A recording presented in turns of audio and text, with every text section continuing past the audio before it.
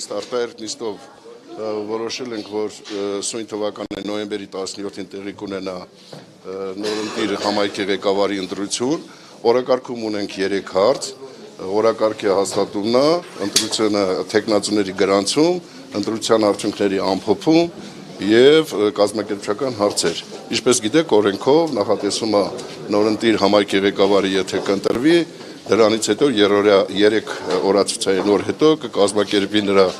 երթման արարողությունը, որից հետո արդեն նա կհամարվի պաշտոնը ստանձնած։ Այս պահի դրության Տեխնացուներից ուրեմն Դավիթ Համբարձումյան դաշինք խմբակցությունը ներկայացրել է 1 տեխնացու, այն է համայնքի ղեկավարի առաջի տեղակալ Նորայր Հակոբյանի տեխնացությունը, որը եւ ավականու անդամ է, ինչպես գիտեք, իսկ քաղաքացիական պայմանագիր կուսակցությունը տեխնացու չի առադրել, որով որ երկու խմբակցությունները գրավոր դիմել են մեզ։ Եվ մանդատների հարաբերակցությունը նորից կհիշեցնենք, ինչքան 14 Դավիթ Համբարձումյան դաշինքը ունի 14 անդամ,